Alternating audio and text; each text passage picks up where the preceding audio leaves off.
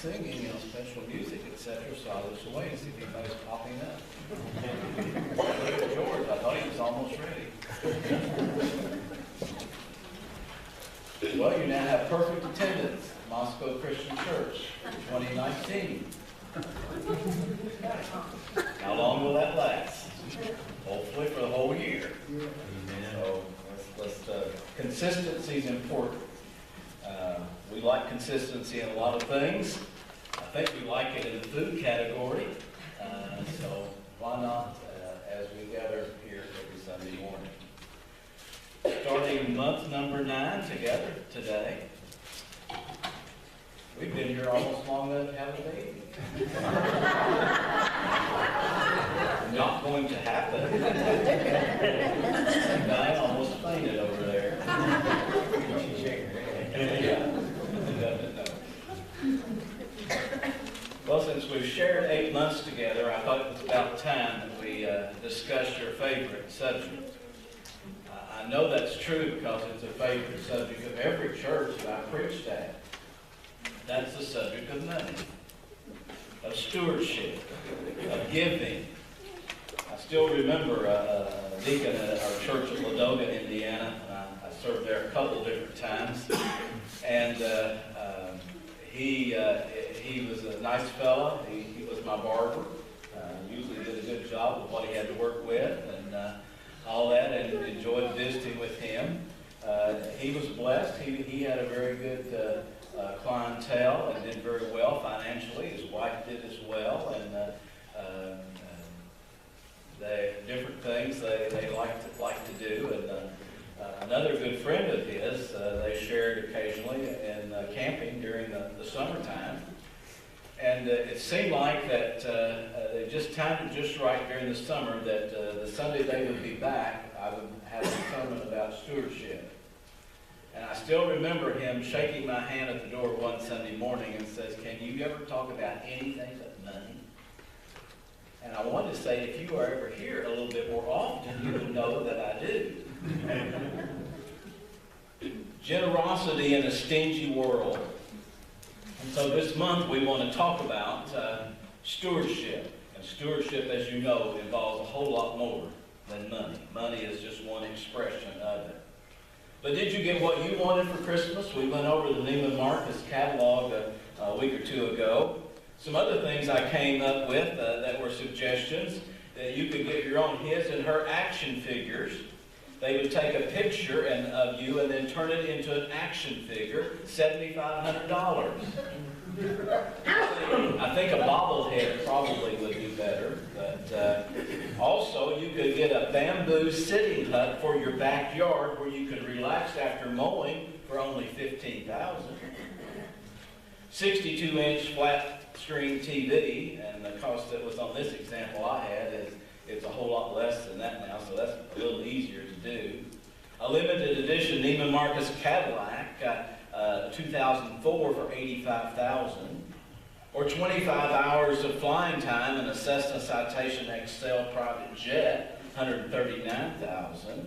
10 original paintings of star athletes, $3 million. Or I just saw on the news, I think yesterday or the day before, a 500-pound tuna. Anybody see that? Caught. The guy at his restaurant, I believe Japan, paid $3 million for the tuna. Now, that would have to translate a whole lot of money. Maybe it wasn't 3, because this was 3 on that. I think it was at least $1 million. I know it was $1 million. Can you imagine what he was going to have to serve the meals to get that back? Or maybe it's just the record and the pictures that went with it. Generosity is always easy to think about when you are the receiver instead of the giver, isn't it? So this month, as we focus on the reverse of that, being on the giving side of generosity, it is more blessed to give than to receive. I think here at Moscow, the elders would be in agreement that we encourage the people here to be financially generous to the church. I don't know that much about your finances. I read on the back of the bulletin, preachers always do. You like statistics. How many were in church last Sunday? How many were in Bible school? What was the offering? Was it up? Was it down? All that kind of stuff. I'm sure that there's a need. There always is a need when you have a physical structure to take care of, when you got ministry to do, when you have missions to support. There's a need to be generous to your church. And I would think that we would want people to do that in at least a couple of ways. One would be an encouragement to tithe. Now, I know that's not a word that a lot of people like, and they say that's Old Testament teaching, preacher. But we'll see in a little bit that it excels even more of that in the New Testament. But not just to tithe, to give beyond the tithe. To accomplish things that maybe you didn't think you could accomplish. The Bible tells us how we do that. The scripture I want to read is in 1 Corinthians chapter 16. Let's read the first 2 verses together. And then we have a couple other passages from the 2 Corinthian letter that we'll share a little bit later on. Verses 1 and 2 of 1 Corinthians 16 says, "Now about the collection for God's people, do what I told the Galatian churches to do. On the first day of every week, each one of you should set aside a sum of money in keeping with his income, saving it up so that when I come, no collections will have to be made." There was a severe famine going on in the area around Jerusalem, surrounding areas, around 55 to 56 AD. Paul was asking the churches to be generous, to give to help suffering Christians in that region. One of those churches was the church at Corinth, which he talked with and shared with a couple of times. Paul shares, I think, some foundational principles concerning generosity and how we would do that, how we would give of ourselves. And giving of ourselves, as I said, is not only just the financial parts, but it's giving of who we are. I'm sure most everyone here is aware of the tragedy with Jaron Jackson's wife passing away. And at the visitation that was on Friday, the number of people, and I'm sure I did not hear how many were there for the funeral on Sunday, but on Saturday. But there was a giving that was taking place in so many different ways. And sometimes we see that and we're not shocked by it because people are touched by needs like that. And that's part of stewardship. Be willing to give of your time, support, encouragement, prayers, and need to continue to do that. I can't imagine how Jaron, he seemed to be Jaron. I've known him since I came to it. A lot of you people have as well. But he's going to need the support of everybody in the Clarksburg church as well. So let's be giving people in that regard. But we need to be giving people in every way that God gives us opportunity. So let's look at some practical ways, specifically in generosity. And this is a stingy world, I think. Does anybody agree with that? I believe we see it. The Ministerial Association meeting on Thursday, by the way, Georgia wasn't there. Oh, I didn't say that. Just kidding. But they did mention that the Salvation Army, I think it was like $3,000 more in Rush County donations than the year before. That's the first time I've seen it go up. And there's always needs that we see, and sometimes we think, why don't people give? Why don't they support this project? We talk about maybe a mission needing some special thing done, and the offering trays are set up, and people pass right by and not give. We need to be giving people. There are answers here in 1 Corinthians 16, 1 and 2. Let's pay attention to the instructions. This is our rule book. This book is not just a suggestion book. It contains commandments. We know that from the Old Testament, but there are lots of commandments that are in the New Testament as well. And so let's pay attention to the answers that we read from God's Word and to the instructions that we get. One of my favorite examples about paying attention to instructions regards a 90-year-old man who went to see the doctor. The elderly gentleman had a 25-year-old lady on his arm as he walked into the office, sitting there in the exam room, and he winked as the doctor came in the door. And the doctor said, well, hi, George, it's good to see you. It's been a month or two, hasn't it? And how are you doing? Well, he said, Doc, I just had to come to thank you for the advice you gave me last time I was here. And the doctor says, well, what advice did I give you? I'm not for sure what you're talking about.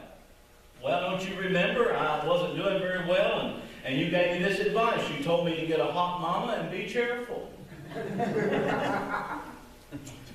The doctor looked at him, he said, "That's not what I said. I said you've got a heart murmur and be careful." Pay attention to the instructions. Need to listen. Need to follow those instructions. I just always loved it at Christmas time, and we tried to avoid getting things for the kids that had a lot to put up together, but you couldn't really avoid it all the time, and so you would open these things, and, well, I can't talk about when we would put, I have to watch that a little bit on how we do this, but anyway, there were times you had to put these things together, and I would get out and I would do that, and I would read it, and those instructions, it's clear instructions. Perfectly clear, step-by-step instructions. I had trouble, Friday, I think it was, we bought some containers to put ornaments in. And because we had them in boxes and we pack them away, and it's always a hassle, and so we got these. And it was an almost nice designer boxes, plastic, and a red top, And then it had the cardboard things that you put together, so you have levels to put the ornaments in. Well, they provide the instructions in 3 different languages. I couldn't read 2 of them. I wasn't for sure if I was understanding the one that I spoke. But I put it together once, and I pulled it up, now it fell apart. I thought, well, this must not be the right instructions. And then I thought, well, I'll look at it again. It's always bad. Several years ago, we got a microwave cart, and there was a thing to put on the back of it. And I put everything together and then found out that I couldn't put the back of it on because of how I put it together, because I didn't read the instructions correctly, which said to watch what you were doing. They didn't say that. That's what I needed to be told. We need to follow the instructions. The text provides 3 answers to 3 basic questions here. When do we give? The answer is first day of the week. What's the first day of the week? We know we're here. I think all of us are aware of that. It's not so much on Sunday as it to be a regular, consistent practice. That's what the Lord is getting at here. Give when things are good or bad. Doesn't affect it.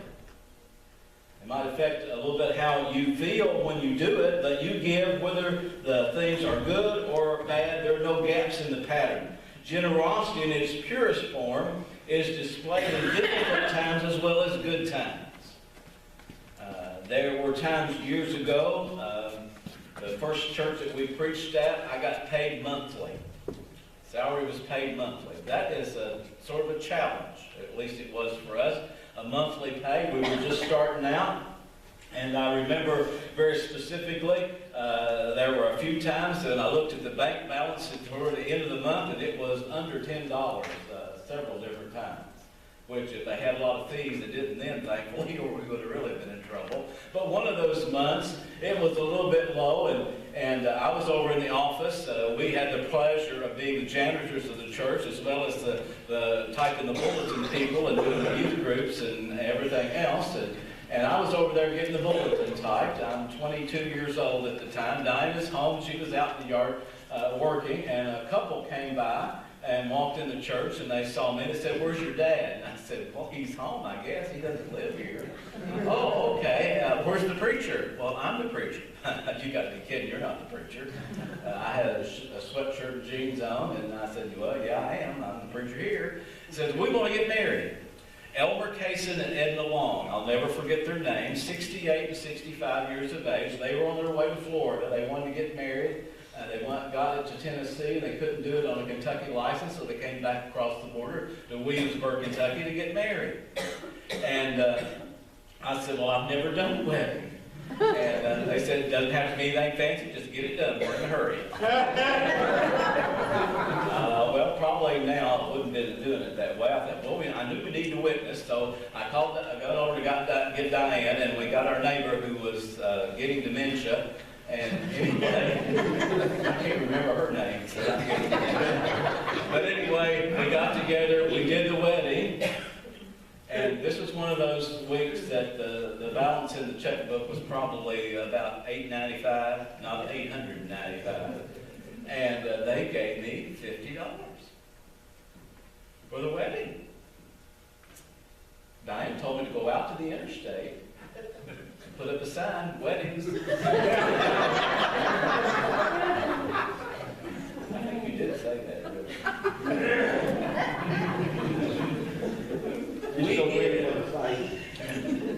We give, and sometimes we're given to at just the right time.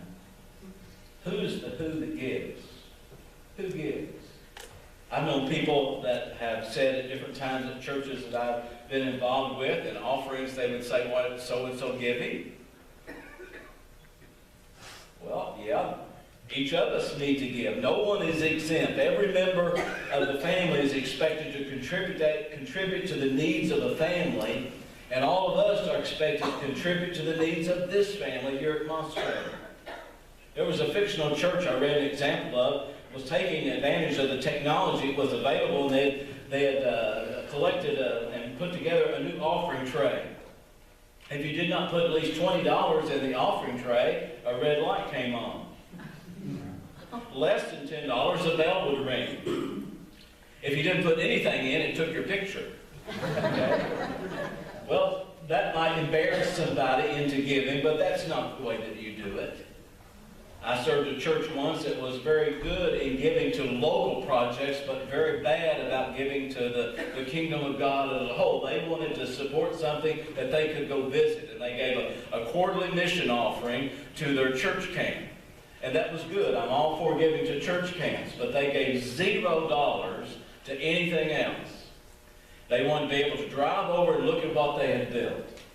And then I found out, as I was doing another one of those times where I did the secretarial duties and put stuff together, and I put together the annual report, and I found out there was $85,000 in this account, there was $95,000 in another account, there was a building fund I didn't know we had, and so the next board meeting, what this building won't keep his mouth shut and say, I said, what are we going to do with this money?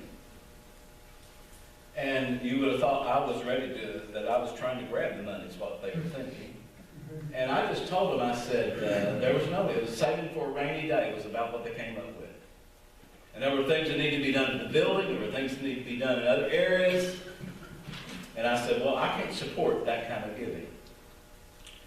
And so from then on, I know it probably wasn't the best thing to do, but I would take my dollar bill out, and I didn't wad it up, I folded it just once, and the offering tray was passed, I put my dollar in. And one illustrious guy who took up the offering sometimes would stand there a little bit and shake the offering. Don't ever try that, right? Generosity is not reserved for select people.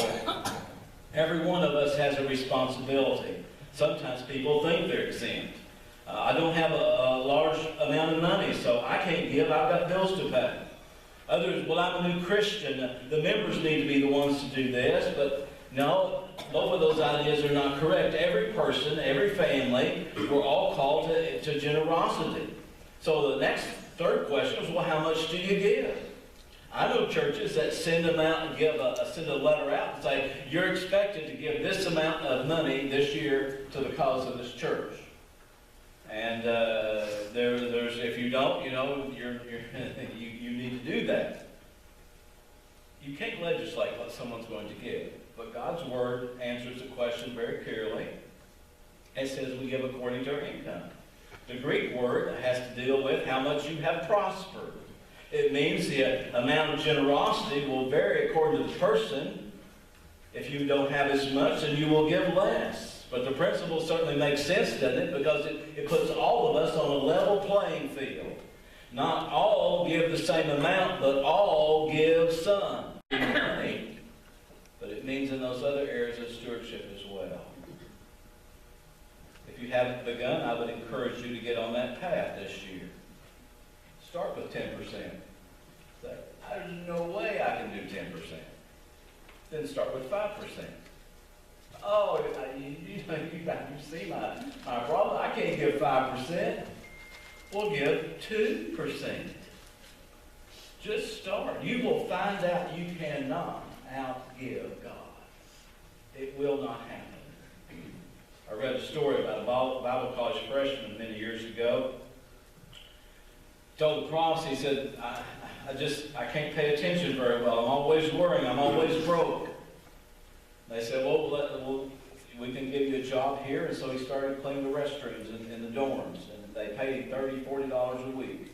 Most all that went to his tuition. But they told him when he had the income, he needs to give back to God with that. And so he made a habit every Friday. He figured 10% of that and mailed it to his home church. He said that was a habit that he started and a habit that he continued the rest of his life. I know individuals that have told me that they have put into practice what God has told them to do, and that they're giving away 50% or more of what they have. You know, sometimes we don't need as much as we think that we need. I know churches that are doing that, giving 50% of their income to missions. How can they do that? Well, God opens the windows of heaven, doesn't he say? And pour out a blessing there'll be not room enough to contain it. When we started the building project at Center, they had built a fellowship hall, classroom kitchen area back a couple years before I got there. And they've been talking about building a new worship facility for at least 50 years, since Myron Taylor, the days of Myron Taylor. When Myron Taylor was the preacher at Center Christian Church up north of Rush County, it was the largest Christian church, country Christian church in the state of Indiana, attendance-wise for Sunday school. How they put the people in that little building they had, I don't know, but that 200, 300, 400 people or more. But the worship area, been remodeled and remodeled and remodeled, and we just got done remodeling it again because it's not the worship area now. It's going to be more of a youth thing and the education part. But so we said, let's do 2 services. Some people, we can't do 2 services. We won't know anybody. Well, if we're going to continue to grow, we have to do something. Well, we'll decide. We'll vote on it. That's always a good thing when churches vote on things. And there were a few people that just knew it would not do very well. 85% or so voted to proceed. Some people are still clearing their throats over that, but they said when we got together and everything was planned out, it was started, the leadership, the elders, deacons, and ministers, I think initially contributed about $150,000 to the beginning of the project. That was not an easy thing for many of those guys to do. $1.3 million to build the building. Moved in it in 2005. Don and I went back to visit. We left there after 16 years of ministry and went to the Nicetown Church for a break in between. And we started coming back in 16 and went and visited sometime in the middle of the summer of 16. And that summer that we were there, they announced they had paid off the debt. So $1.3 million in about 10 years. Pretty good for a church out in the middle of the cornfields and soybeans. That's because people took seriously what God asked them to do. They put it off for about 50 years, but they finally took it seriously. We have the answers.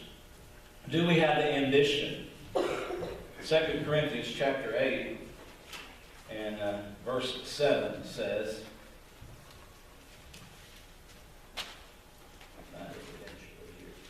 but just as you excel in everything, in faith and speech and knowledge, in complete earnestness and in your love for us, see that you also excel in this grace of giving. The idea here is excellence. Paul wrote the Corinthians twice. The first time he introduced the need, and apparently the Corinthians responded. The second time he wrote the letter, years later, he sort of read between the lines to motivate them. And he said this idea of excellence was to excel in giving. The word here is used as an adjective. It means to have abundance, more than you need. Used as a verb, as it is in this particular verse, it means to do more or better than anyone expected you to do. The idea is to striving or straining forward. Often apply the ambition of excellence to a lot of things in the spiritual life. We talk about that. I know you have. We want to have excellent worship and excellent music. We want to have excellent facilities. We want to have excellence in teaching. We want to have excellence in our giving. I always enjoy it. I like statistics. I like to have things in order, sometimes to an extreme. I understand that. But always, one of the things I did at the beginning of every year, from the time that I started at Center, every year I would publish in the newsletter a list of all the averages of everything from Sunday school to giving, etc., all those little statistics that we use. And every year it was great to see that there was a little bit of increase. It wasn't dramatic, a little bit of increase. So you start somewhere. If you've never ever given on a regular basis, determine this year you're going to do that. And you're going to excel in this grace of giving. Focus on the principle. As a church body, that excellence is the goal, as we said. Don't be satisfied.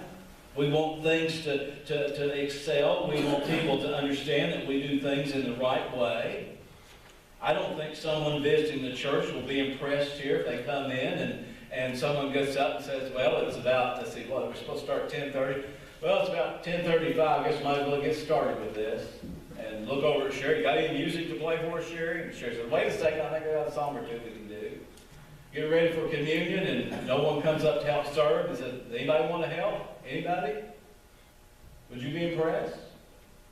Couldn't start on time, didn't know what they were doing. The preacher got up and rambled like some preachers do. We want to excel.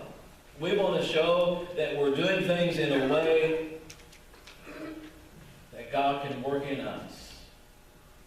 So we get better at prayer, worship, attitude. And we're patient with our kids. We clean up our language. We do all of those things. We focus on those, but also we focus on this idea of excelling in stewardship. That pleases God when we do that. I read a story about Dad that had two boys. Most of the time he had to separate them. They were in battle. I understand that. I have 3 grandsons, and they just went back to Florida on Thursday. The 14-year-old, the 11-year-old, and 8-year-old. And they're typical 14, 11, and 8-year-olds. The 11 and the 8-year-old sometimes act like they could just kill each other. We have a stool that has little wheels on the ottoman in the living room. I finally had to tell them that is not a wrestling mat, okay? It's not big enough, for one thing. But they start, and then all of a sudden, somebody pulls somebody the wrong way, and then they get mad, and then they're at each other. And then if they aggravate their 14-year-old brother, who's 6'2 and a half and 220, then they are in trouble, because he just floors them really quickly, and that's not fun. But this dad had some boys about like that. And finally, after breaking them up and telling them to stop that and everything else, later on that day, they were out in the garage, and the dad told the one son to apologize to his brother. And the son said, already had. Already did. The other son, he said, what did your brother say? He said he was sorry too. Said the dad took 5 minutes later after regaining consciousness to tell him how proud he was. Feeling you have when your kids or your grandkids excel, when they listen. That's where God is when we are as ambitious about our giving as any other part of our spiritual life. So think about that as you go down and this year progresses. And then there's an attitude. There's always an attitude, isn't there? Chapter 9, 2 Corinthians, verse 7. Each man should give what he has decided in his heart to give, not reluctantly or under compulsion, for God loves a cheerful giver. Attitude that God gives us. There are negatives to avoid. There are positives to embrace. The negatives, the one is giving reluctantly. I have seen people that do that. They would give, but it was like it was painful to do so. And they didn't enjoy what they were doing. The second, giving under compulsion. The idea, well, they're passing the offering plate, and I've gone here, and they know I go here, and I'm an officer, or I'm a this or that, and I better put something in, or somebody's going to notice. We did the Wednesday night meals at the Center Church, and there was one lady. We put an offering tray out, and we just said we gave a suggested donation. We didn't charge anything. People didn't have money. That was fine. It wasn't in the realm of making any money. It was just cover expenses. But we had this one lady. she helped service. She watched the offering tray. And she would tell me, so-and-so did not put any money in this week, though. And I started saying, well, you only gave 3 green beans. What do you expect? She did. I told her I didn't want a lot of green beans one time, and she put 1 green bean on my plate. Okay? Why would you watch the offering plate? Why would it matter? And when we emphasize, don't do that, don't worry about that, don't pay attention to anything about that. People pay generously. We did a lot of different things with excess money because it went way above what the expenses were. Positive, cheerful giver. The word here, the cheerful, is pronounced hilaros, where we get the word hilarious. Is your giving hilarious? And we might think that would mean a little bit, but no. Do you really get happy when the offering plate is passed? I interviewed with a church once that never took up an offering. It did not own offering plates. And I thought when they first told me that, I thought, you people are crazy. You can't operate like that. They had a box at the back of their worship area. They called it the love box. And they made it known, as you give, as God blesses, you put it in that box. They never had a problem. They did well. As far as I know, they're still doing the same thing. Giving is the greatest act of worship. In one sense, in our church service. There's music, communion, prayer, there's sermon. They're all part of worship. But being generous with your offerings gives something back to the one you could never fully repay. Let me say that again. Being generous with your offerings, my offerings, gives something back to the one you could never fully repay. Do you understand the sacrifice? The amount that people give varies. Sometimes in building campaigns, people give cars. One family decided not to have Christmas and give that money. One person I heard about had a website about old cars because clunkers for Jesus, and drive the older car and give the money that you would have given to missions. Never outgiving God. This generosity is an act of joyful worship, and Paul said that God loves that. Nothing gets the attention of people in the world more than how Christians deal with finances. People pay attention to money all the time anyway. Money talks, haven't we heard that? And I've had people that have said, or told me of experiences, and they would say, somebody told them, you give money every week to your church? Why? And of course, they don't stop and think that you have to do that or churches wouldn't exist. Utilities have to be paid, all these other kinds of things. But the idea of how we are responding is just foreign to many people because they haven't understood what it's all about. And they haven't recognized what Jesus is all about. And I don't think you're ever more like God than when you're giving. Whatever way it is. This morning, you've given your time to be here. I don't know where else you could have been, but I'm sure if you wanted to think about it, you could have been somewhere else this morning. You might have been somewhere else that might have been more profitable to you this morning financially, but you chose to be here. This week, you will make decisions about what you will do. Let's let God lead us in there. As we say the song, The Sacrifice of Praise, I like what this writer says. Talks about 2 wealthy Christians, a lawyer and a merchant, joined a party that was going around the world. Before they started, their minister earnestly asked them to observe and remember any unusual and interesting things that they might see in the missionary countries where the party was going to travel. The men promised that they would do that.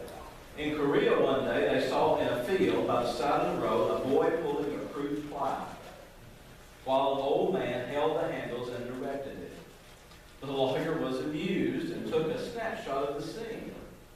That's a curious picture. I suppose they are very poor, he said to the missionary, who was the interpreter and guide to the party. Yes, was the quiet reply. This is the family of Chinu.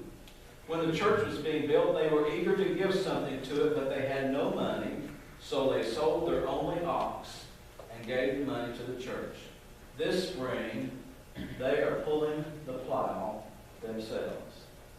The lawyer and the businessman by his side were silent for some moments, and the businessman said, "That must have been a real sacrifice." They did not call it that, the missionary said. They thought it was fortunate that they had an ox to sell.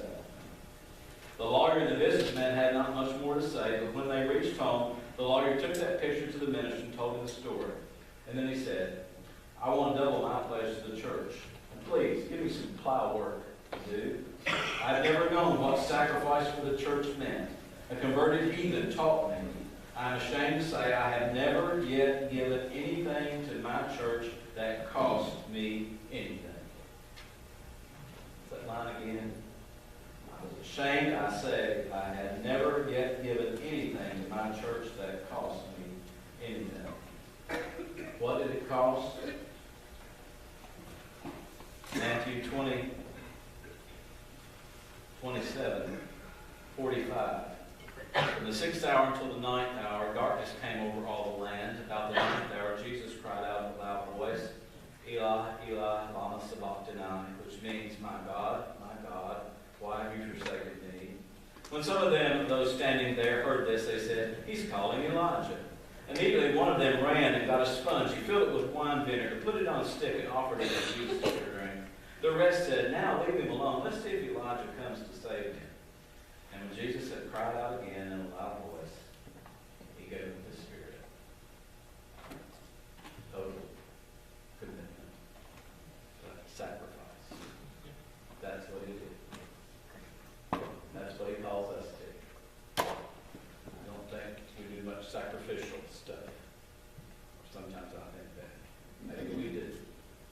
But when God opens the doors to give, God will speak to you. This morning, maybe you need to